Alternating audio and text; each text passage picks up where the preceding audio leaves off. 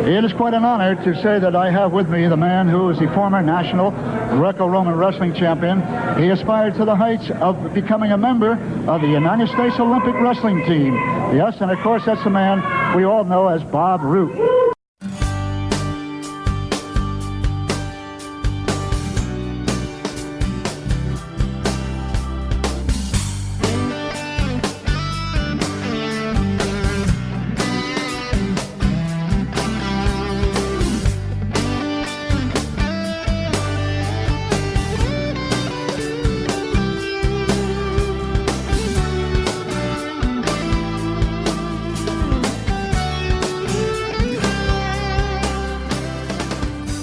Guys, and welcome to the inaugural edition of the Wrestling Stoop Podcast here on the WrestleCopia Podcast Network. And of course, per the usual, I am Ray Russell, but joining me here this week is the true host of this show. He is a former Michigan State high school wrestling champion, and after a brief stint at Michigan State University, he decided to join the U.S. Army, where he made the all-service wrestling team.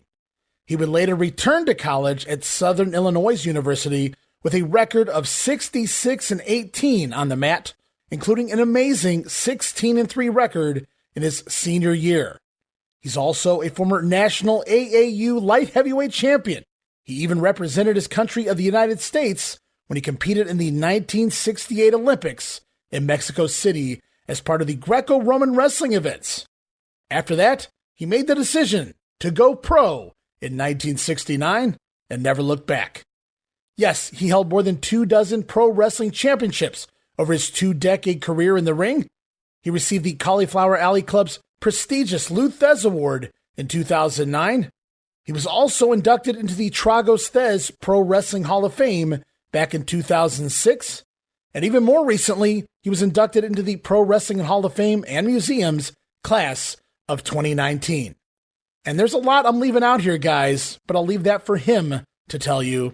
Ladies and gentlemen, please welcome to his show, one of the all-time greats of the territory era, the legendary, the sometimes controversial, the incomparable, the one and only, Mr. Bob Roop. Bob, welcome to your Wrestling Stoop. Well, thank you, Ray. It's really a privilege to be here, and I think that we've had the start of a beautiful friendship here. For you listening out there, we've taken a couple of months to get ready for this. We didn't just jump right in and say, okay, we'll just start out and see what happens. We've been planning, and Ray has been doing a great job of setting things up, getting us ready to go so that once we do start, we can get our message or our work to you to share it, so you can share it with us. Thanks for that great build-up. It's very heady. It's very heartwarming to hear that. But at the same time, I've got a little bit of a bone to pick here that I'm going to just mention briefly. We'll get to the details later, but nothing that an old retired wrestler likes better than sharing stories. But some of them are very meaningful. They have to do impacted my life and other people's lives. But one of the things going on right now is I just heard this morning, coincidentally, I heard a couple other wrestlers that were knocking me. I mean, I've been retired for 30 years, and they're still knocking me for something that happened over 30 years ago. And it wasn't like something I got arrested for or put in jail for or in any way penalized for. It's just a difference of opinion. So I'm going to be answering to those accusations. I'll mention a couple of names. The people involved were Ron Fuller and Kevin Sullivan. And that's all I'm going to say for now. Those out there who listen to the podcast probably have heard my name mentioned by Ron Fuller a few times. So, but with that in mind, in spite of that nice introduction that Ray gave me, I want to add a couple of things. During the time, and again, it has to do with credibility toward my character. I've been retired for about 30 years. The reason I did retire was because I had young children, and I decided I wasn't going to be on the road and miss their growing up. So I went from being a full-time pro wrestler to being a Mr. Mom. And the 10 years I was Mr. Mom were actually the best years of my life. and they have paid off. The fact that my two sons that I was there for back then, we're still together. We're in a home together. They're in their 30s now, but we're still together. So, those years are paying off. I mean, treasure that I would never have gotten just from having some kind of pro wrestling retirement fund, if there was such a thing. But with that in mind, talking about my own boys, they have to listen to this kind of stuff too about right. their name. Their name is Roop also. Right. And they have to listen to their name being besmirched and look at me and say, well, what's that all about, Dad? And so I want to repeat that in the 10 years I was Mr. Mom, when the boys were old enough, we got into Scouts. And in the 10 years I was involved in Scouts, I was a den leader. I was a cub master for our pack. My wife and I ran day camps during the summer for 8 years. We had probably between 15 and 1,800 kids that came out for a day camp, not every year, but in total during those 8 years. And I was honored to receive the highest awards locally, the Cub Scout of the Year 1 year, the Order of Merit another year, and the Silver Beaver Award another year. And those are the highest recognition you could get at a local level, like just from our Cub Scout district. Once the boys were both in school, I went back to school at age 63 to become a special ed teacher. And through 3 years of working full time, including taking classes in the summer, I became accredited as a elementary school K through 7 and special ed K through 12. I worked in that capacity for another 8 or 9 years. I had been substitute teaching up to that time, but I wanted to know what I was doing. And my own son had getting a special education for 11 years, and I saw how much it had helped him. So I thought I could do the same thing and help other children. Mm-hmm. And I was, the first 10 years out of the business, I didn't pay any attention to wrestling at all. Not because I had any grievances against it or anything. It's just, when you're in it, you're so active, you're so involved. You're in the bubble. Yes, you're in the goldfish bowl. The bubbles is actually even better. Goldfish can get out of the bowl. You're in the bubble. You're right, Ray. You can't get out. So, I wasn't real interested. I was doing things with my kids, but then these Hall of Fames started coming along, and Ray, you were kind enough to mention a couple of them, but mm-hmm. I had a short career. I was active 15 years, and I stayed around kind of promoting and doing some hit and miss stuff. Where Ole Anderson hired me as an agent for Ted Turner in 90. I worked about 9 months, and then it was taking too much of a toll at home. I had my wife and small child. My wife was being frustrated by having to raise our son alone, so I decided to leave the business, and that's when the 10 years as Mr. Mom started. But in that 15 years of amateur wrestling, and actually 13 of amateur and 15 of pro, so about 30 years total. I think you're undercutting yourself on the pro, Bob. I think you went a little longer than that. But yeah, I mean, 15 years strong on top. And I don't mean to cut you off, but I was just thinking about that I didn't want to lose my train of thought here. And I apologize for cutting the Bob Roop off, guys. So I don't want to piss your fans off, though, is what I'm saying. I know I won't piss you off because we're cool. We've been talking so much over the last couple of months. We just kind of, hit it off right away.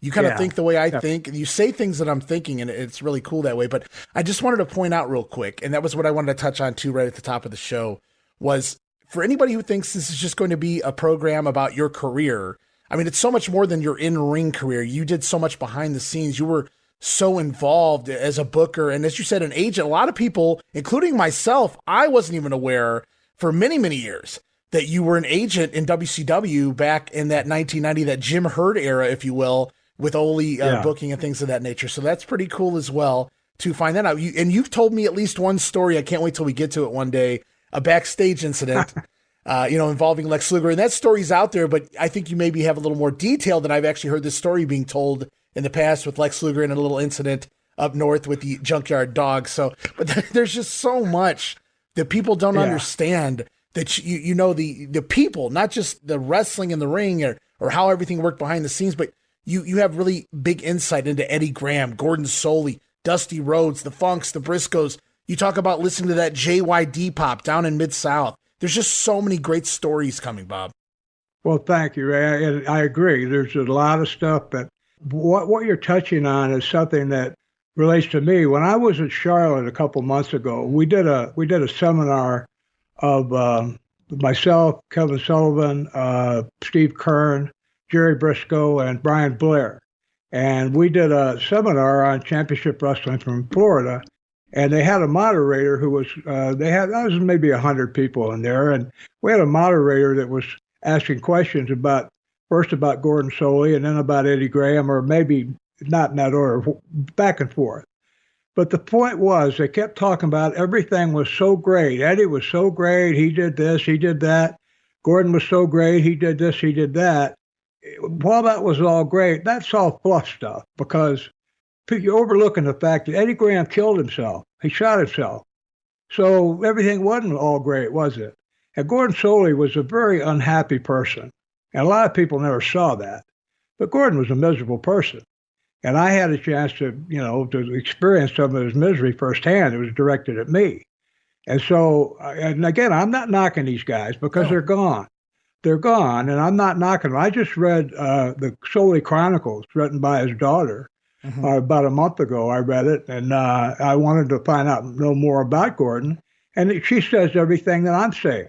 She said that he was very unhappy. It was his childish upbringing and how he lost his father. He never knew his original father, and his stepfather was nasty to him. And anyway, I can validate the things I'm saying. I know his son, Gennard. I like Gennard. I respect him. I don't want to hurt his feelings, but I think it's a tribute to me that the wrestling fans come to these reunions and they seek me out, even if it doesn't matter if it's not 1,000 of them, if it's 5 or 1. The fact that they seek me out, I feel like I owe them more than just platitudes. I think that they want to know, they know about what they saw on TV. They know about what's in the pictures and all that. I think they want to know what's going on behind the scene.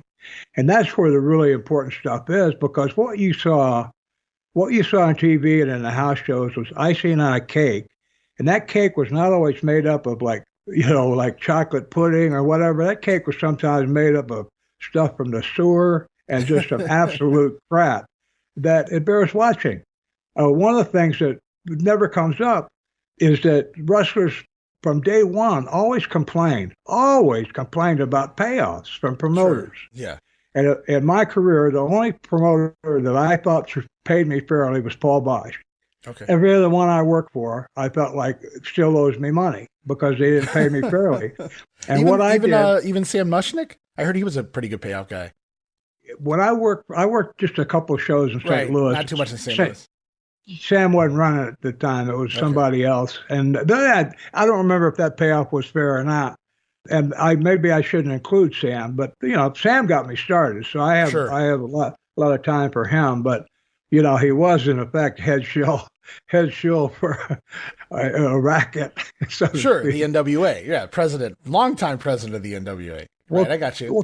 Well, think about it, Ray, and you folks out there. The football, NFL, and the national NBA and Major League Baseball, they all have charters and rules and regulations. Right. For an organization at one time that actually was drawing more people because they ran year long, where these other sports are seasonal. Right. Wrestling was drawing more fans per year than any of these other sports on their own. And yet with no regulations, no rules, no bylaws. I mean, you couldn't set buildings on fire or anything like that, but only civil law. There were no regulations about what you did. There was no arbitration on pay, or it was illegal from day one for them to treat wrestlers as they treated you as an individual proprietor. Rather than independent contractor nowadays, they call it. Yes, a contractor, right. Thank you for correcting me. Individual contractor as opposed to an employee. As an employee, they would have had to pay for workman's comp for you, and they would have had to given you medical insurance. Right. And the definition of being an employee was if the person in charge told you what to do. Well, they told us everything to do. Everything. You got to be here at a certain time, be there, do this, go out in the ring, do this. They told you everything to do. Mm-hmm. How are you a private contractor where someone else is telling you exactly what to do. Right. So they managed to avoid that all those years. They went before the National Congress for having a monopoly. Right. Yeah, a few times. So, that's led to all kinds of like unseemly practices. Well, let's look at it this way: the building down there on Albany Street in Tampa, where Championship Wrestling from Florida was housed, that place was called the Snake Pit. Right. I mean, yeah. That's not considered a positive naming. It truly was. Some of the stuff that happened in there. I can't wait till we get to that. There's a lot of things went on in that place. Probably some you can't ever repeat, but look forward to the stories you can tell. I think that I can couch my language in such a way that I can almost tell a complete story. Okay. I just wanted to repeat that you mentioned a couple Hall of Fames, Pro Wrestling Hall of Fames. The Tragus Thez Hall of Fame is for both amateur and pro wrestling. You have to have been decent at both. Mm-hmm. And they're also affiliated with the National Wrestling Hall of Fame. The Tragus and Thez Hall of Fame is at the Dan Gable Museum. Dan Gable, for those of you who might not know, there's no reason all of you should know, but Dan Gable is probably the best wrestler this country's ever had, amateur wrestler. He won a 72 gold medal at his weight. He wrestled 6 matches, including against 2 former world champions. Never had a point scored against him. One of the best wrestlers ever. So to be in his Hall of Fame museum with his name on it is a real honor. And then that Hall of Fame is also associated with the National Wrestling Hall of Fame in Norman, Oklahoma, which takes care of all wrestling, high school and college wrestling in the United States, all amateur wrestling. And the fact that they would have an organization that half of or everybody in it worked as a pro wrestler is truly telling. I mean, usually amateurs wouldn't come anywhere near the pros. So that's a real honor to be there. But I'm also in my high school, my college Hall of Fame, and in the National AAU Hall of Fame.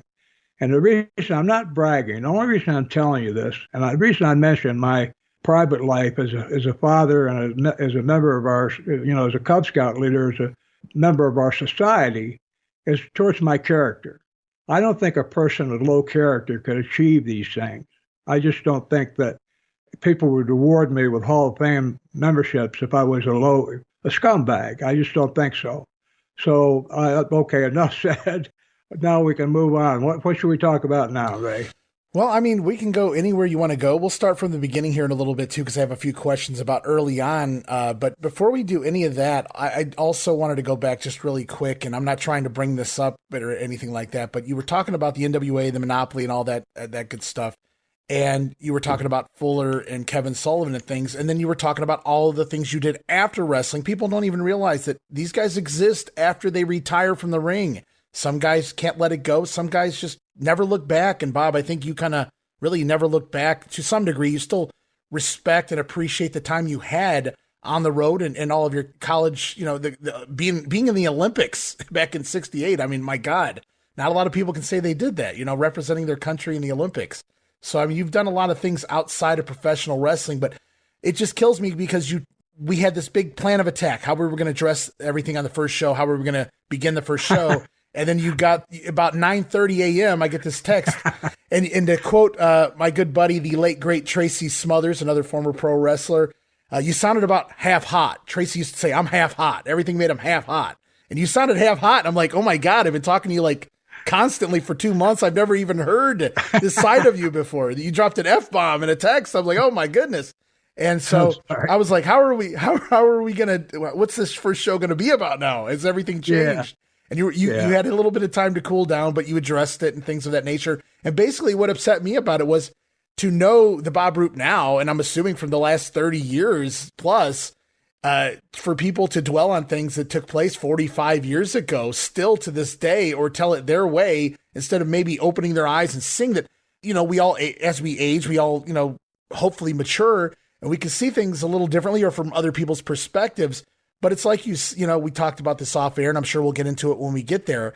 But it's like you weren't the only one involved in all of this, but somehow you became the bad guy in all of this. Like, you led everything and you forced everyone to do everything that they did and yada, yada. It's just funny how the narrative turned to that. And, it breaks my heart because I know what kind of a, person you are. I can't say back then, but I know, who you became after wrestling. And clearly, like you said, that was a good point too. You had all these years, you worked hard in high school and college, and you made it to the Olympics. I mean, you're a focused human being. And so for everybody to just look at it, and I went on YouTube, for instance, there's a couple of people that like to get these interviews with these former wrestlers, and their entire point of existence is asking them controversial questions. They want the hits. Right. They want the ads. So it's right away. Kevin Sullivan's on Joe Blow's podcast. I won't say his name.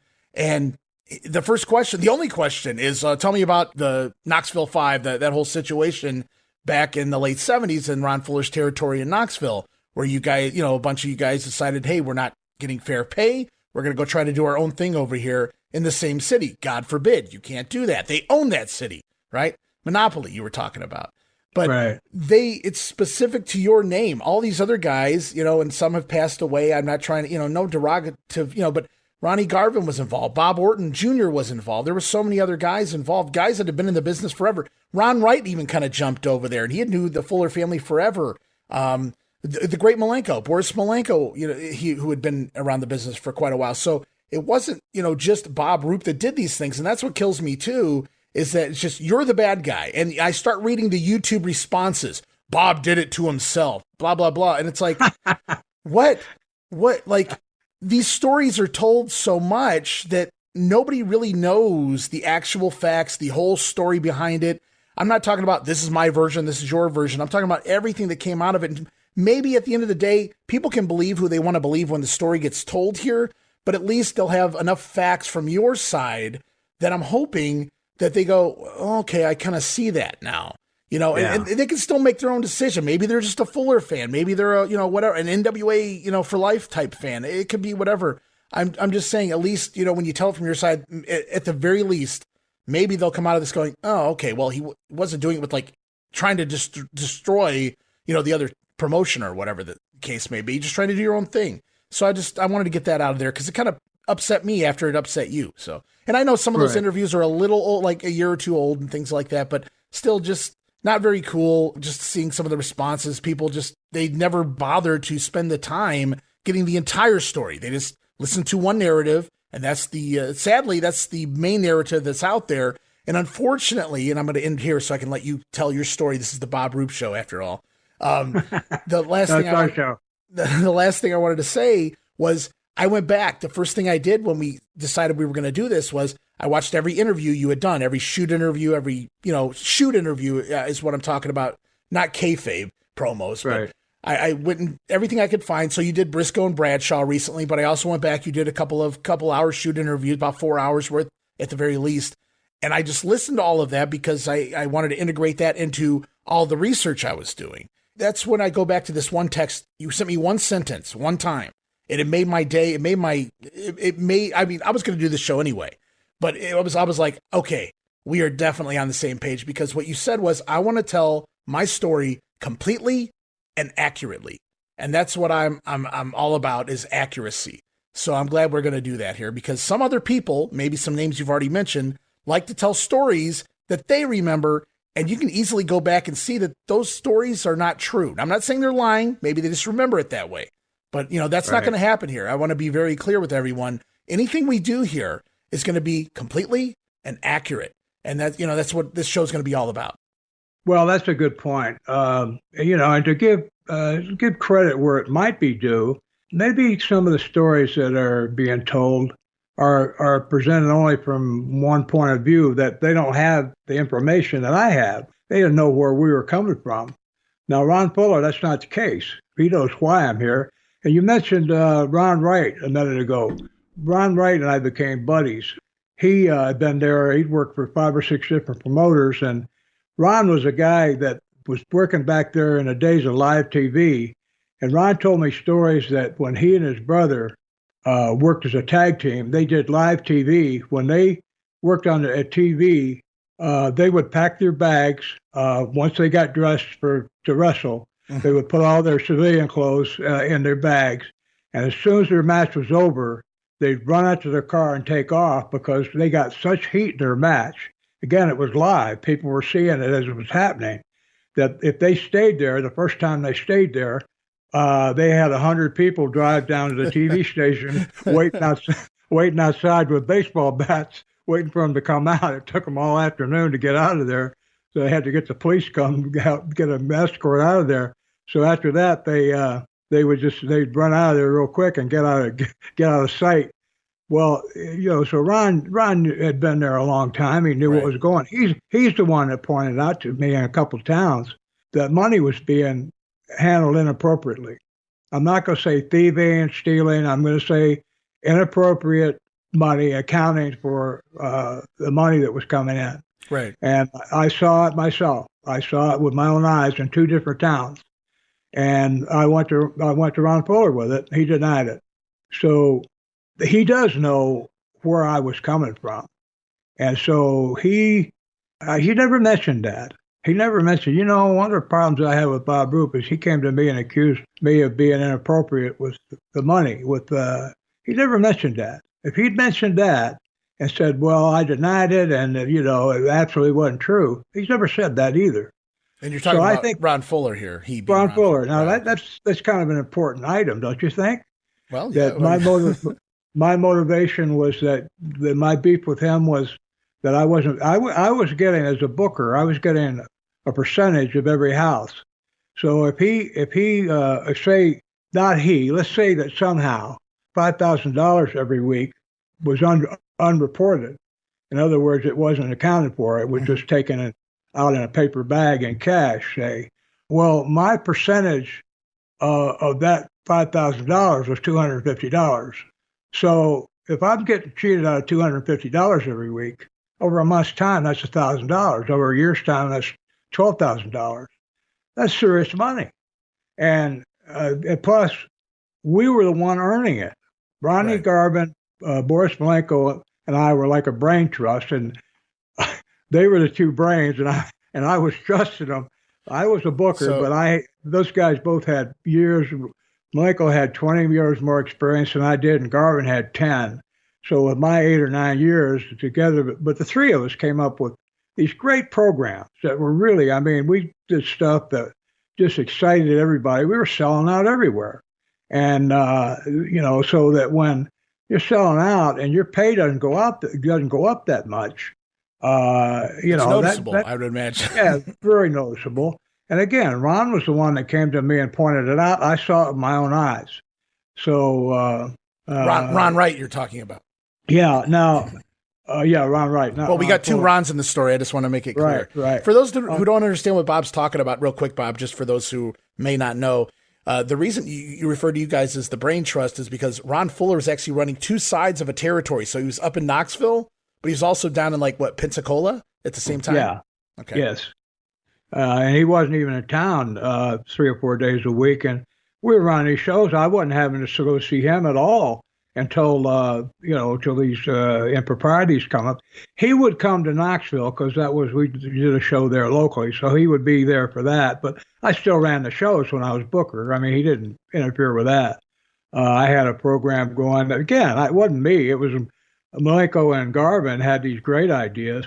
Ronnie had been a booker up in Canada. They did all kinds of wild stuff out there in French Canada and Montreal. Montreal, and with the Rizzo brothers and all that. So they had some great. Malenko had years of experience as a heel. So these guys had great input. I was able to kind of wrap it together, and sometimes I didn't have to do anything with it. All I had to do was just time it, what we were going to do, and fit it all into. You had, out of every hour on TV, you had 48 minutes and 50 seconds, and the rest of it was 60 minutes of commercial time. And I had to figure out how to get that and the matches and the interviews all into that time. So I was just kind of a choreographer, I guess you'd say. And I did have some ideas, but those guys had some great stuff. So, we were a brain trust. Bobby Orton Jr. wasn't really keyed in that way. And Dick Slater was with us too, but He was Orton's buddy. I didn't know him that well, and always seemed like wherever Orton wound up, Slater was there at some point as well. Those two guys, man. I can only imagine. Yeah. Well, yeah, that's another story. But I think that again, going back to wanting to reach out to the people who have shown interest in my career that come up, I still think it's one of the funniest things to be at a reunion where someone who doesn't know me walks by and I'm shaking hands with a guy and his son or his father standing next to us, and he's shaking my hand and smiling, got both hands on mine and going, "Oh yeah, we used to hate your guts." And, he's shaking my hand with a big smile. "We used to hate your guts. We hated you so bad." And, it's a big compliment because they were talking to my work as a heel. And that was my job, to make them hate me. And, but, now, of course, they understand what the business is. And another thing that I want to make a point here. One thing that they mentioned, Fuller mentioned, was this tape, this Plan B, did not come out. It didn't come out. It didn't come out until a year or two ago. Yeah, I don't think he was aware of that. I saw him do an interview or something, or I think he was wondering how it got released, but it really wasn't released. Somebody did release it, but it wasn't like it never aired on TV or anything like that. But again, even though you there's more than just you on that video, it just seems to go back to you held a gun. I'm not saying it figuratively. You held a gun to everybody else's head in that interview, apparently, because you're the only one that gets name dropped when he talks about that. Right. Well, shall we go? Why don't we go to me starting out in the wrestling business? I think it's interesting. Eddie Graham. Let's put it. I was getting ready to graduate from college in 1969, and the Olympics had been the summer before, the fall before, and I came back. I had two semesters left of school to graduate. I was graduating in June. I was looking for a career, and I wrestled that year in college, my senior year. I was team captain that year, and voted team captain by my teammates, which was an honor. And when I was looking for, I was graduating, I'm going to need an occupation. One of my teammates came back from Christmas break, and he said, "Hey, I ran into a pro wrestler. Guy named, you remember Larry Hyneemy?" And Larry Hyneemy, I had remembered him from the '64 Olympic tryouts in New York. Now, this is 1968. And he said, "Yeah." I said, he's big. He was driving a Cadillac. He's got bleach blonde hair. He had on a diamond ring, a nice coat, nice clothes, with a Rolex watch. And I said, "Yeah, really?" I said, what's with that? He said, "Well, he's a pro wrestler. He got into pro wrestling." And I said, "Really?" I thought, pro wrestling. And they said, "Yeah." He said in 2 years, he made $75,000. And that part was okay. But then he said, and he's been to Japan twice, and he's been to Australia twice. When I heard that, I said, because coincidentally, we had a team trainer that the year before I spent a lot of time with. I had a bad knee, and he was giving me therapy every day. He would ice it down and, do some treatment on it, where I got to know him pretty well. And he kept telling me he said, you'd be if you're interested in pro wrestling. He said, "I know Sam Muchnick. I know a guy named Sam Muchnick. I don't remember how he knew him, but he did." He said, "I can call him and set it up. Maybe you go talk to him."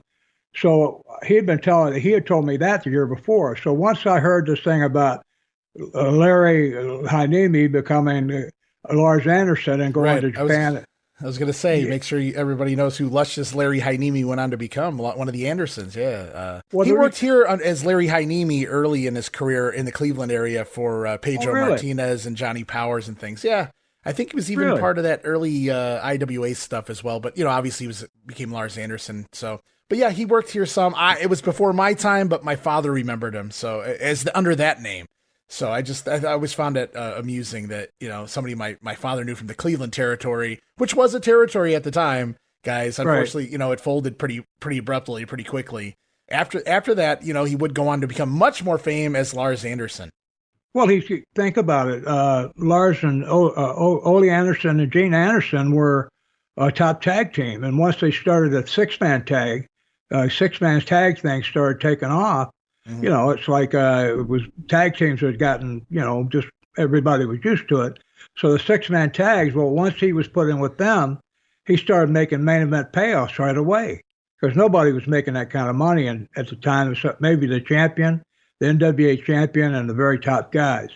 But anyway, the trainer set me up for an interview with Sam Muchnick, which was about 100. St. Louis was 110 miles away from Southern Illinois University, where I was going to school.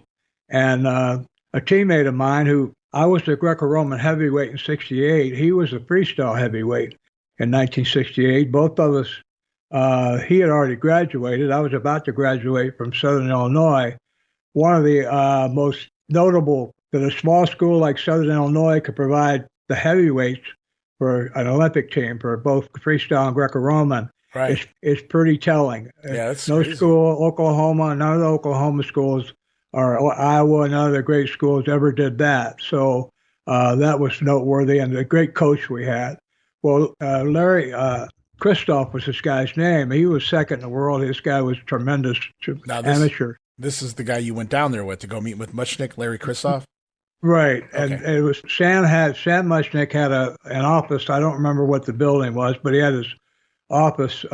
He had all kinds of awards and plaques and things from his being a newspaper writer and the other things that he had done. And so we go we've got a meeting with him. We're going to talk to him. And one of the first things he said was, he said, "You're a college graduate," he said to Larry. And he said, "And you, Bob, you're about to graduate." I said, "Yes." He said, "Well, if you guys I wouldn't get into pro wrestling if I were you." This is the head of the NWA, the president, telling two guys that are Olympians that he doesn't think we should get into pro wrestling. So I found that strange, but I shrugged it off. Anyway, he set us up. He said, there's two promoters that like amateur wrestling, Vern Gagne up in the Minnesota area and Eddie Graham in Florida. Well, Vern had quite a background himself in amateurs. Yeah, he was an alternate. He was a national champion. He was an alternate on the Olympic team. Mm-hmm. Yeah, he was terrific. He was a great amateur. I never got to know him. Talked to him one time. We were both in the Trago's Fez Hall of Fame, and later on I got to talk to him a little bit. But he was in his senior years, having senior moments at the time. So it wasn't. I don't know if he would well, he's gone now, but I know his son Greg, and I like him. But I didn't mean to make you lose your train of thought. You were talking about Vern and Eddie Graham. Sorry. No, I got it. Thanks. Yeah, I grew up in Michigan, and I walked to school in 7th and 8th grade in the snow. So I didn't want to go up to Minnesota and go to work. Florida, I went to spring break my senior year. I went to Florida and I liked it. So I said, "Well, why don't you call the guy in Florida?" So he called Eddie Graham. He talked to Eddie. We didn't talk to him, but he did. And we were having a tournament about, I think, a month later in Detroit. It was the last tournament I was ever going to wrestle in. It was a 1969 National AAU, which is the Amateur Athletic Union, Greco-Roman National Championship. And Larry and I were both entered. I cut down to 220 because I kept having to wrestle Larry, and Larry was about the only heavyweight in the country that could beat me, but he did. He could. It was always close, but he would beat me 1-0 or 2-1 or something. So I cut down to 220. I hadn't won a national. I've been second, third, fourth. I was 5-time AAU All-American, but I'd never won a national championship. Well, this was my last chance. So I cut down to 220. And anyway, wrestled the tournament. I won. And Eddie Graham said he was going to come to this tournament and he would meet us there. I don't think he ever got there while I was wrestling because I would have seen him. But I left after my match in order for me to win. Mm-hmm. There one more match had to take place, and I was so nervous about it. If it went a certain way, I wasn't going to win. So I was so nervous about it. I went across the street and got a beer. I think I'd been cutting weight for 3 days. So when I came back, I found I had earned the championship. And Eddie was there with Buddy Fuller, one of his partners in his business. Who was the father of Ron Fuller, ironically. Father of Ron Fuller. Eddie was, boy, you talk about flamboyant. He was tan. He had that bleach blonde hair, really colorful clothes. He had a big gold watch with a big gold, his gold watch band had like silver or gold coins, like the gold pieces. Right. In his watch band, he was just flamboyant as he could be. And wrestling is pretty conservative, really, amateur wrestling. So at the banquet that night, the awards banquet, I was sitting at a table with Eddie and Buddy. I was thinking, he really stood out. It's like those movies where they show something, one part of it in Technicolor and everything else is black and white. That's what it was like sitting there with Eddie. And to my surprise, the guy in charge of the Detroit Athletic Club that had sponsored this tournament was also the president of the National AAU for wrestling that year. He was the head guy for AAU wrestling, and they don't stay there forever. They take his, but that year he was the president, so he was a big wig, and I mean he was a well-known name. His name was Dean Rockwell, and so I'm sitting there and waiting, and Dean Rockwell said, "I want to thank somebody in our audience who's been a real friend to amateur wrestling. If he had not contributed, we might not have been able to have this tournament here today. I want to announce Eddie Graham." I mean, I could have fell over. I mean, I thought, my God. So Eddie stands up, and everybody gives him a big hand and everything. Well, think about it from my point of view. Here's a guy from pro wrestling who is like another universe from amateur wrestling. Sure. But he's getting this tribute from the head guy in this amateur wrestling thing as somebody to really, it's the only person. The Secretary of State for the state of Michigan was there to give the awards. He didn't give him a big plug like that. So Eddie got that big plug, and I thought Eddie was legitimate to me when I went into it. Right. Which was bad. That's not a good thing because his credibility, he had a lot more credibility than he should have had with me. But so you knew of Vern's amateur status, and it seems like that would be the easy go-to for you. But Florida, it sounded better. Well, the nice hot Florida sun sounds a lot better than the cold barn up in Minnesota. I get it. And then this solidifies it for you then, Eddie Graham being put over by the amateurs. Right. And he was friendly, and Eddie was a con man. Any good. Well, he's a promoter. Any good wrestler is, and promoters are even better because if you're conning a bunch of con men, you got to be a really good con man to con the conners.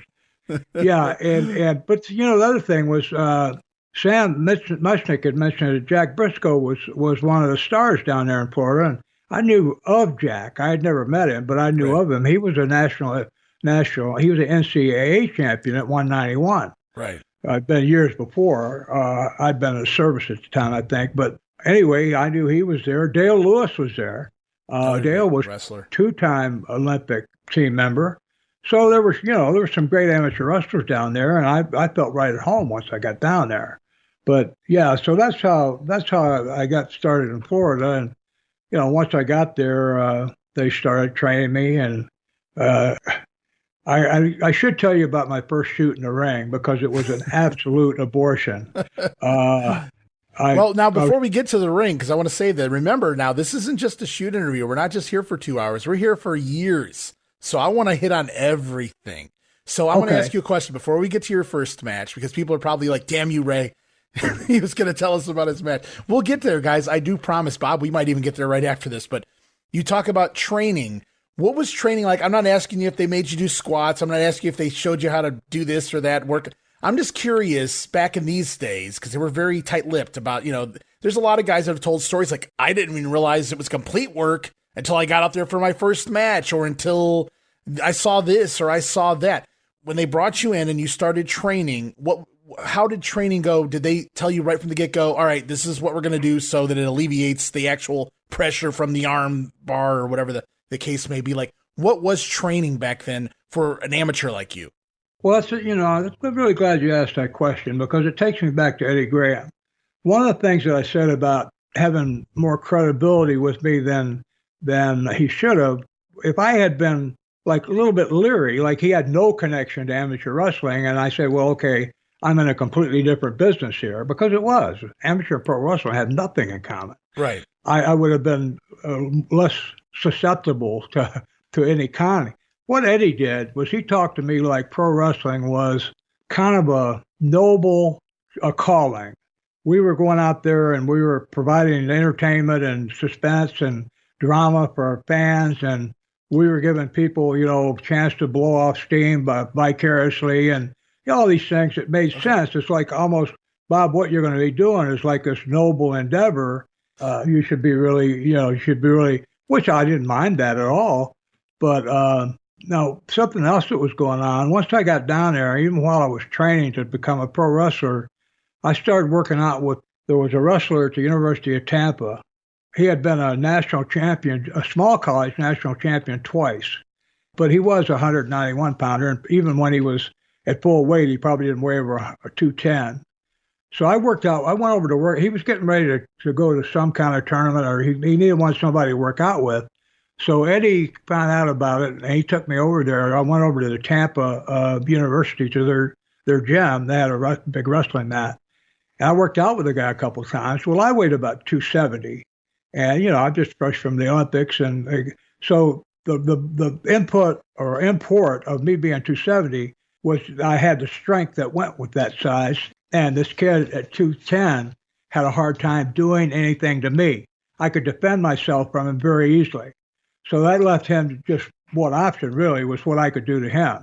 And I was able to, I had a bunch of, I was good as a freestyle wrestler, too. I took third, I was All-American in that at the AAUs a couple of times. It's just, again, I had that Larry Christoph. He was my nemesis. Whatever tournament I was in with him, I never could beat him, But to his credit, he not only was on 6 or 7 World Games team, he actually went on to become a coach of the national team that went to the World Games. Now, Larry, was he deterred, like after Sam Muchnick, that conversation, or did he actually go try to train? Did he have a first match, or was he just? Yes. Okay. I was just curious. we went down. Thank you for taking me back, because I got a step. That's right. It's like Eddie, I said, we're here forever, man. So we're gonna hit everything. Okay, good. Hope you folks out there are bearing with us here. I'm old. I'm 81. My brain still works, but maybe not as well as it did 25 years ago. Eddie brought us down to Florida for a look-see. Okay. Come on down. He flew us down, not first class or anything, but he did fly us down. He paid for it. And Larry and I flew down, and we flew down to the matches in Tampa. And first time I ever went to a wrestling match. So we were standing. They didn't want us in the dressing room, and I don't blame them. So we stood out. It's a Fort Homer Hesterly Armory. Right. There's a balcony, and there's a railing at the balcony. It's a great place to watch the matches from. And we stood out there and watched the matches. And a couple things I noticed that were of import to me was that even when, during one match, Mario, a wrestler he was a manager at that time named Mario Galento. Oh, what a character. What a character. He could heat. He had a cane. He went out there and he did something. He poked somebody with that cane when they were hitting the ropes. He hit him in the back, or he poked him in the back. And I thought the audience was going to tear him apart. He had cops over there protecting him. But even when everybody was going nuts, I noticed the cops, they weren't laughing, but they were kind of smiling. Right. They weren't, because what you just saw was assault and battery. When he poked the guy with a cane, if we do that in the street, you go to jail for that. You get away with a lot of things near the wrestling ring, that's for sure. Well, so what I said to myself, well, of course it's not real. The cops are laughing about it. I didn't think it was, but I know that you can't hold a guy by his wrist unless you know serious hand pressure holds, the nerve endings and that. You can't hold a guy by his wrist, even if you got two hands. You can't hold a guy by his wrist if he wants to get loose. You can't. You can't do it. Amateur wrestling, even Hodge with that grip of steel couldn't hold somebody. So, you could get free. You had your other hand, you poke them in the eye, or, you kick them wherever. You could get free. So the guys that would get in these holes where they were just held by one arm, I looked at that. I said, well, a lot of this stuff wasn't possible. So I knew it was a manipulation.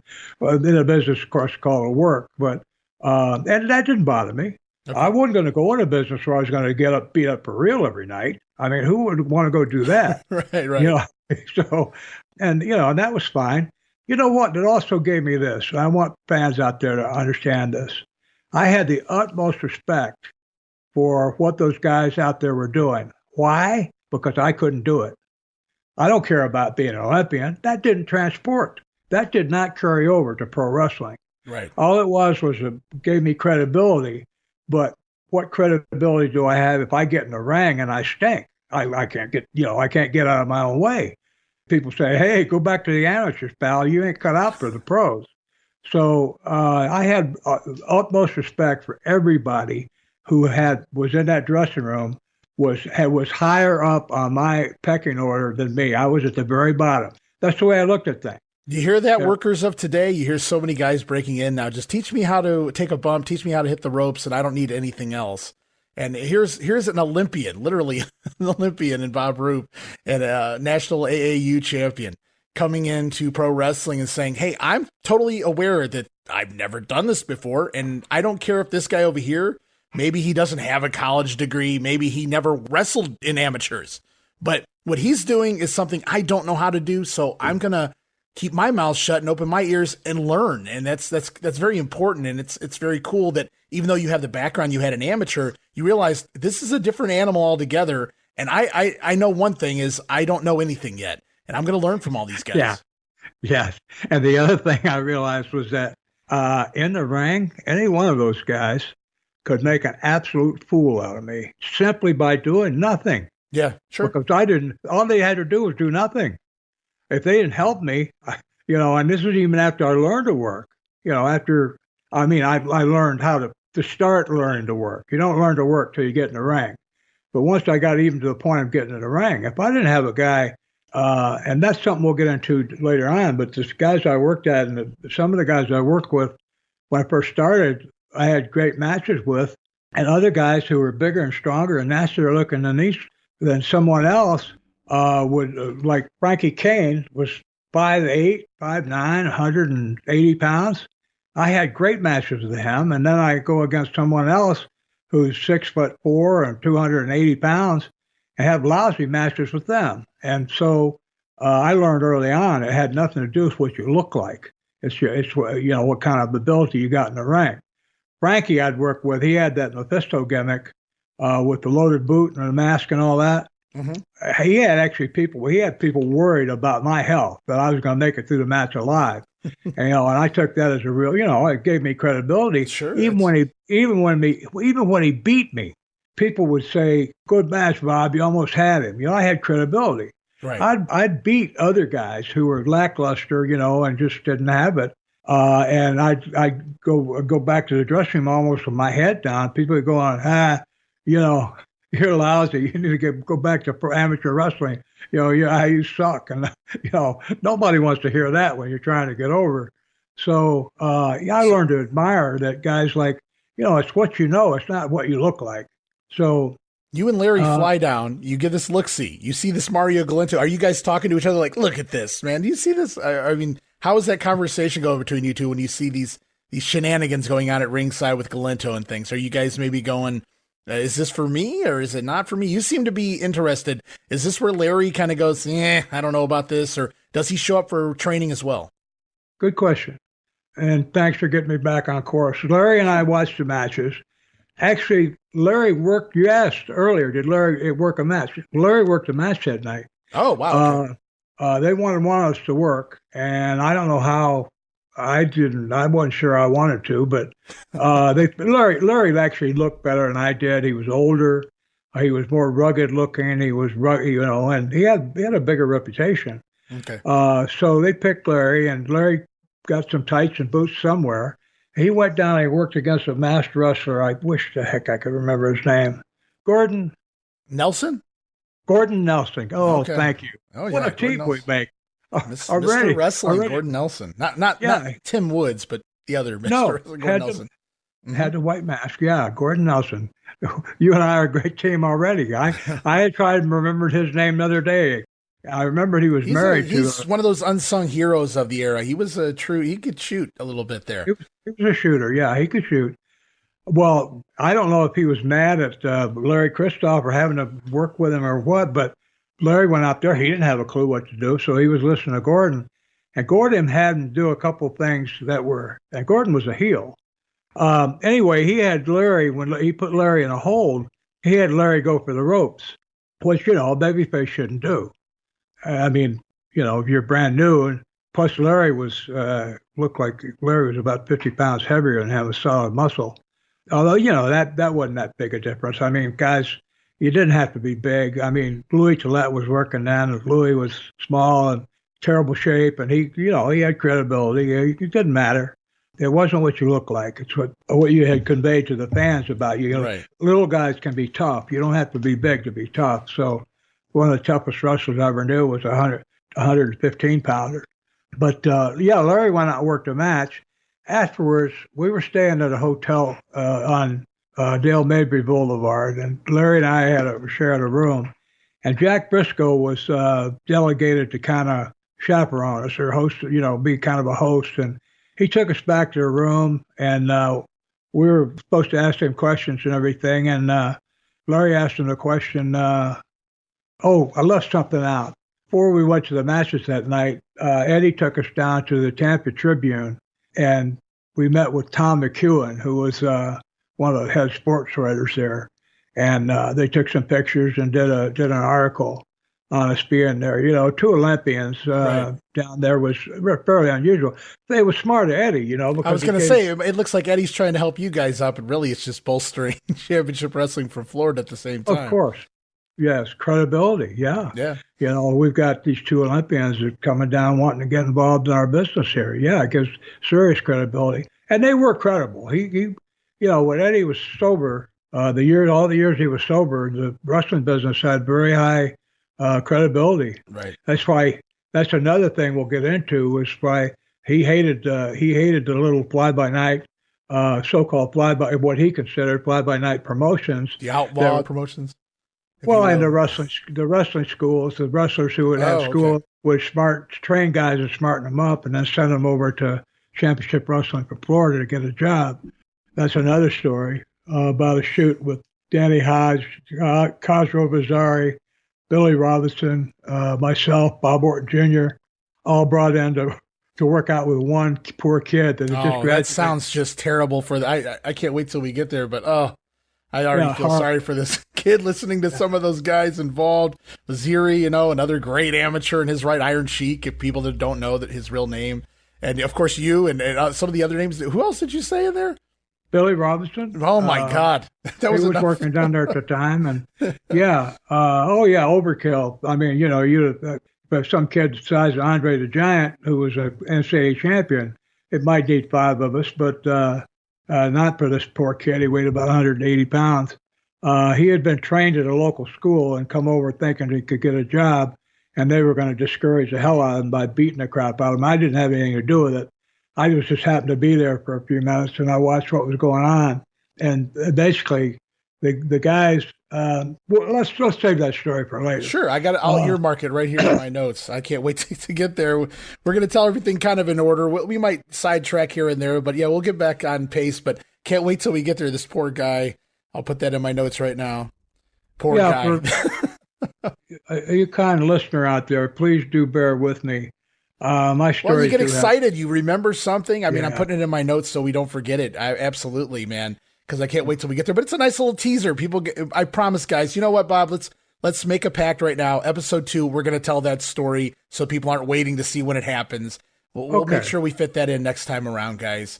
But for right now, we'll get back on track here. So you go down there, you talk to the local newspaper, the writers, and it's so cool that you remember all their names and things too.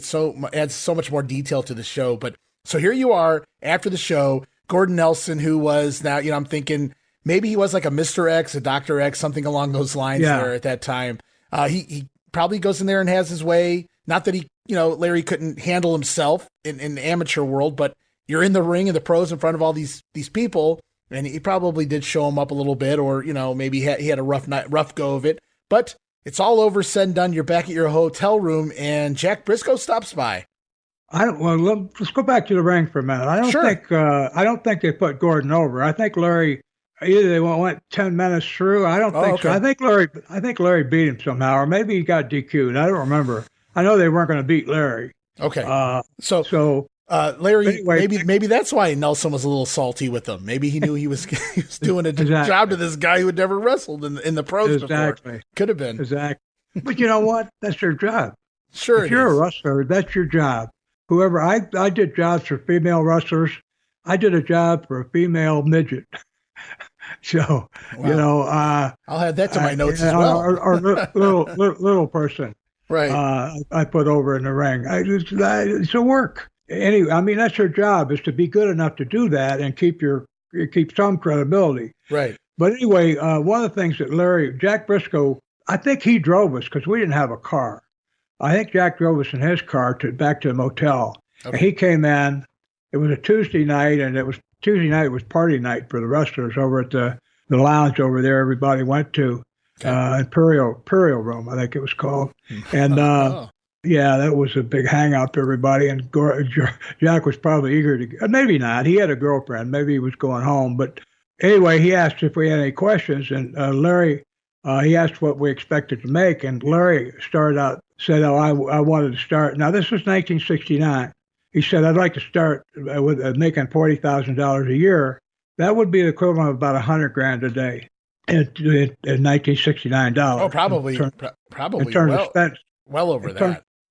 Maybe even more. Well, Jack had just gotten his first break, and I don't know if he'd made $40,000 a year yet there in Florida. Right. Now, he did. And he went on to be champion, where he made some serious money. Right. But, Jack probably his first year, he might have made $15,000, the second year of 20, third year 22. He wasn't making that kind of money. Plus, you're on the road all the time. You're really earning that money while you're learning your trade. So when Jack heard that, he wasn't disgusted or anything. He realized we were marks, but he just said, well, I doubt very seriously. Now, I had heard Lars Anderson's story from my teammate, but I wasn't in it for that. I wanted to do it. I didn't care about the money. I wanted to travel. So I was going to go. I was convinced I was going to go in. I had a degree. I could always fall back on my degree. If things didn't work out, if I didn't like it or it rejected me or whatever, I couldn't make it. I had a degree to fall back on, but I was going to give it a try. That story about Lars Anderson talking about going to Australia twice and Japan twice in his first 2 years in the business, that caught me. I said, yes, that's what I want to do. And that's what happened. I mean, that worked out. So, I was going to go. But Larry, when he heard that, when Jack discouraged him, he said, no, you won't make, you'd be very, very lucky to make that kind of money anytime. It'd probably take you a few years. Larry went back and he had a coaching job. He was coaching wrestling at Southern Illinois University, had a branch campus at Edwardsville, Illinois, and Larry was coaching the wrestling team over there. He went back to that, and it was good. He did. He was a great coach, and like I said, he ended up coaching the World Games team. It was funny because last year I was inducted into the Southern Illinois University or Athletic Hall of Fame for wrestling, and I went to the awards banquet, of course. It was kind of cool. They had a football game that day. It was in the fall. And at halftime of the football, we went out on the field, and or maybe it was during a break. But the game was being televised. So we went out on the field, all the Hall of Fame inductees, and we stood there and were introduced. It was kind of cool. It was the first time back to school since I graduated in '69. I'd been gone all those years. Well, Larry was at the banquet that night, Larry Christoph. And I hadn't seen him all those years. I hadn't seen him once. Oh, that's cool. Yeah, so I recognized him. I mean, he didn't look quite anywhere near the same, but I recognized him. And I sat at a table with him. We talked and we caught up and everything. But what I noticed, I got inducted. Larry and I were both on the 1968 Olympic team. I got inducted into the SIU Hall of Fame in 2022. Larry got inducted in the Southern Illinois Hall of Fame in 1988. Wow. Yeah, 34 years earlier than me. Well, and I told that story when I gave my acceptance speech. I said, look, I laughed at it then too. I said, I guess whose career might have been more illustrious between me and Larry. He got inducted 34 years ago, it was a way to put him over, because if I hadn't had him to work out with, I never would have become a pro wrestler. I wouldn't have been good enough.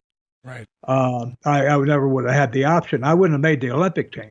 So, well, it's cool. You ran into him all these years later, though, because I was going to ask you, do you know what happened to Larry? And there you have it.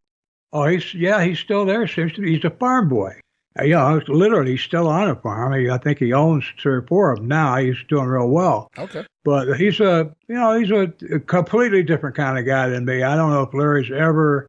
He might have had a beer. I know he's never had a joint or any kind of drugs or anything. And you get in a pro wrestling life, and that's something else we'll talk about, the seamy side. But it's something that people should know about. The fans that go to the trouble of coming all the way across the country to a get-together, fly in, drive in, whatever, come in to talk to you and want to find out what you're doing now. I say, like going back to talking about Eddie Graham and Gordon Soley at that seminar at Charlotte, and never talking about behind-the-scenes stuff. Just, he was the greatest announcer and the greatest promoter and all that. No, there's another whole story here. What was really going on? We're talking about what you saw on stage. What's behind stage? Behind stage is that big theater with all the dressing rooms and all the rigging. About 25 people and the support crew. The gaffers and the stage hands and all that, the costumers and all that.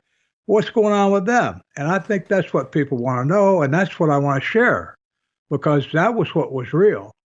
What made it happen? It wasn't us being out in the ring. What got us in the ring? How did we get there? So that's where we're going to be going down the road.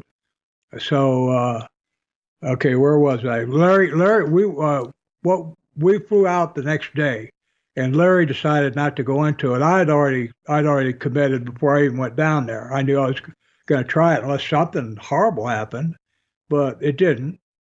You want to ask me? You got anything you want to ask before I go any further, Ray? No, I'm just, you answered pretty much some of my questions I was going to ask you. So it's kind of right where we need to be. Larry moves on. He decided not for him, but you decide this wrestling thing, it's for me. You stick around and you're going to travel the world. And really the next question I had for you, and I don't know if it's going to tie into where you're going next, was just getting started. Some of the guys that maybe you got in the ring and trained with down there in that snake pit. I'm assuming, I don't know if Eddie Graham was getting in the ring himself and showing you anything. I'm assuming he had some other guys doing that. Maybe the Briscoes down there or something along those lines. I don't think Hiro Matsuda was doing anything like that yet, was he? Not quite. He was involved, but not like that. I'll get to that in a second. I remember the guy I trained with almost, it seemed like every day, was Sputnik Monroe. Wow, there's another name. All he was doing, he was teaching me like how to tie up and the headlock and, just the basics. Get me used to the basics, just to be able to get around the ring and getting in and out of the ring. You better know what you're doing, or you'll if you don't, you can trip over that second rope and fall into the ring on your face. Yeah, you need to get used to the ring. A ring is a snake pit. That's a snake pit right there. The ring can cripple you if you're not careful. Right. So you get used to the ring, what the canvas feels like, taking bumps, hitting the rope will leave bruises on your side until you get used to doing it. You build up that area, or you learn exactly where to hit the rope so it doesn't you don't get any meat or muscle in there. But all that takes conditioning to get used to. When I retired, about 6 months after I retired, I got back in the ring to work out with, I think, Ron Simmons or somebody, breaking in Ron and maybe just Ron. But I did some of that stuff, showed them how to hit the ropes and do some other things. Next day, I was sore as I could be. I was sore, like I'd been beat up. You need to learn your way around the ring so you don't get hurt. And then what you're learning when you're working out with another man or whoever is so you don't hurt them. It's not only not hurting them, you have to be able to deal with them in a way that allows them to do what they need to do. In other words, you can't get a headlock and have it on so tight the guy can't move. Right. He has to be able to move and wave his arms. And, if you're squeezing so tight, he's going to grab your wrist. He's going to grab your right wrist with his right hand and your left wrist or your left elbow with his other hand from around your back to loosen your grip. And nothing's going to happen as long as you keep trying to squeeze his head like a pimple. So right. You got to be able to work. It's a work, guys. Yeah. And, when guys are young in the business, they don't understand that that's what you need to do. You need to, you have to tell the guy, look, I'm not going anywhere. You don't have to hold me like you're worried I'm going to try to get away. I'm not going anywhere. I don't want to cut you off, Bob. I'm sorry, man. That's all right. Let me take you back to Sputnik real quick, because he's pretty well known, obviously throughout history. He didn't really make it to the TV era as far as videotape goes, so there's very little of him that's out there, but a very well-known guy. But when Sputnik was in there showing you all these things, was he pretty cool to deal with, or was it like a job to him? Was like, all right, kid, this is what we're doing, and have a good day, and that was the end of it? Or was Sputnik, was he helpful in getting you into the actual wrestling ring in front of the fans? Did he get you prepared? Oh, he was great. He was great. Well, I rode with him. When I started working, I rode with him. Sonny King, a wrestler named Sonny King, was. Now he didn't train you, did he? Because no, he was part of our group. Sputnik and Sonny and I, usually Sonny or I would drive, and Sputnik would ride in the back seat. But he would school me, and him, Sonny a little bit too. Sonny was green, I think. He would school me in the car. He would tell me what I did later for Lex Luger, but he would school me in the car. He would be telling me, psychology and, why you're doing certain things. And yeah, I hung around with him during the day too. I'd go over and, I was trying to, assimilate wrestling as much as I could, and hearing stories. But Sputnik, oh, what a character. He came over from the Carney. Right. He wrestled on the Carnival at the athletic show. And he told me a story how one time he took on 16 sailors, one after the other. And the way the Astro worked is they would have a tent, and they'd have a wrestling ring in the tent, and there'd be a stage out front, and the Carnival Barker, I think sometimes they call him the gaffer, would be out there with a microphone, or a hand amplifier. Right. And he'd be trying to get people to wrestle. And you'd have a wrestler or two, or a boxer, maybe both, out there. And anybody that can beat them, you beat them, you get $25. If you last 3 rounds, you get $25. Whatever, they'd have different. Would have different incentives. You try to get somebody to take the bet, or the try for the prize, and then everybody that wanted to go in the tent and watch had to pay a quarter, nickel, whatever they charged. Back in those days, sometimes a nickel or a quarter, was equivalent of like a couple bucks today. But Sputnik, there was a group of sailors. He told me about one time that he would insult them one after the other, and he ended up taking all 16 of them one at a time. And he never, he didn't cripple anybody. He didn't break anybody's bones or anything, but he would put some kind of submission hold on them and make them give up, and then and then shake your hand and all that. He wasn't vicious until the last guy. I think he put him out. He was a real character, and he had a real rapport with black fans and black folks in general. Yeah, he played a big part in segregation there in big cities. Yes, and and he was a sweetheart. He didn't have a prejudice bone in his body. The guy was a good man. He had some personal problems, like all of us do, but he was a good guy. He was a good mentor, good guy. Well, you got in around a lot of showmen. I mean, you were watching Mario Galento at ringside. Eddie Graham is the promoter here. Sputnik Monroe, for as tough as he was the Cadillac and Diamond ring man as well. So all of these guys, outside of just being tough or whatever you want to call them, Sputnik included in that for sure. But they're all showmen too. So you're getting that aspect of the business if you're watching these guys. And like you said, you were stepping back and learning from these guys. Talk about a showman. Sputnik told me another story about working with Danny Hodge.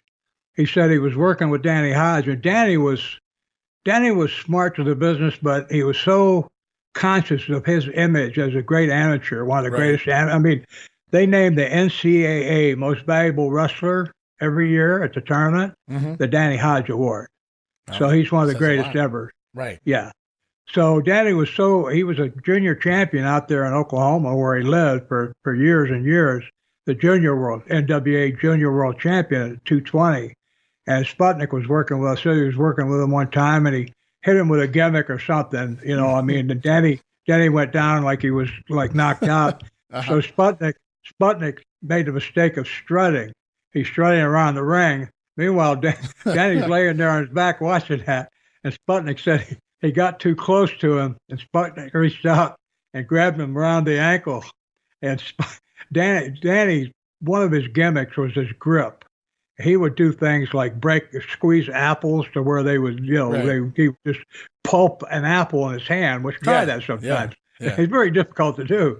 And he had this grip. And my understanding was that he was a genetic anomaly. He had double tendons in his hand. That's what I've heard. I don't know if that's just the story that goes around or whatever the deal is, but man, I know he had quite a grip.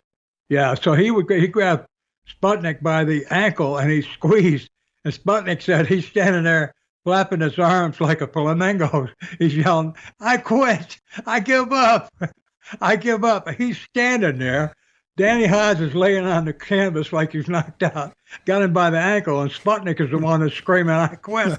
I give up." I mean, to me, that's a funny story. Oh, it's a great story. And it's a story that would have been lost in time if it wasn't for you telling it right here. And that's another thing I wanted to get over on this first episode. So I'm so glad you told a couple of Sputnik Monroe stories, because this show is not just going to be about what Bob Roop did in the ring. It's going to be about everything you witnessed behind the scenes, all the different characters and people, and the stories they told you and shared with you. I know you went up and down the roads with guys like Ronnie Garvin and such over time, but it's great because I didn't even know these were coming, these Sputnik Monroe stories, and maybe some more will pop up over time as well. But man, so here you are. You were an amateur. You were a Greco-Roman Olympic wrestler. I mean, you've done it all in the amateurs, and then here you go over to the pros. You meet with Eddie Graham. You buy the hype as far as, the promoter Bark goes. And here you are. You've decided, unlike your buddy Larry Christoph, this is going to be for me. And you stay down there. You get trained by some of the best. Sputnik, great stories. Can't wait to talk a little bit more about him, hopefully. But I feel like this is a good way to wrap up the first episode, Bob, because I feel like at the beginning of the next one, we're going to start talking about your time in the ring. And we'll also touch on that story about that poor guy who had to step in the ring with the likes of Billy Robinson and his company as well. I promised that to you. So I'll make sure we touch on that too next time around. But Bob, I think this is probably a good time to call it quits for the first episode. Wow, Ray. Time flies when you're having a good one, isn't it? Absolutely. So many more to come. Yes, I'm looking forward to it. So, all right, guys, you guys can actually find Bob Roop over on Facebook. Add him as your Facebook friend. He's not super active over there. Maybe we can change that a little bit, guys. But make sure you get a hold of him and let him know how you feel about this first episode. That's going to change. I'm going to be a lot more active in the future. And as always, guys, you can follow me on Twitter, or now it's called X, thanks to Elon Musk. You can follow me on X at Wrestling Grenade. That's at RASSLIN Grenade. Also, I'm at Facebook.com/Wrestling Grenade. Please get a hold of us if you have any questions about this time period or any time period in regards to Bob Roop's wrestling career or anybody he may have interacted with. Looking forward to doing more and more episodes in the weeks to come. Lots more going to come out, guys. So just stay tuned. Bear with us. There'll be more about the Knoxville 5, the fallout in Knoxville, all of that good stuff in the weeks to come. No rush on any of those stories. We're going to try to go in order. Again, we may get sidetracked, but I loved a lot of the stuff we talked about here this week. I had a lot of notes, a lot of research done, but you had me taken off guard by a few of the stories you had to tell. I didn't know about them, so I'm glad you added those to the show. Well, thanks, Ray. And folks out there, thanks for listening. Well, Bob, I want to thank you one more time for doing this show with me. You got a hold of me a couple months ago. You said, I like your work. I think this could work. We had a couple conversations, and I just feel like everything you were saying was exactly what I was thinking. I felt like maybe it was vice versa too, not just in business, but also in personal life. So it's just a great connection. I'm glad, you got a hold of me. I got a hold of you, and I'm glad everything's working out. And we finally got here. We didn't want to do this until the time was right, until we were 100% ready. I know you had a little cold. I was dealing with I would call it walking pneumonia, I suppose. I'm getting over it. I'm almost there. And here we are. So looking forward to doing this again next week. Yes, guys, we will be back each and every week, once again with the Wrestling Stoop, with the legend here, Bob Roop. Bob, thank you once again for being here. My pleasure, Ray. Thank you.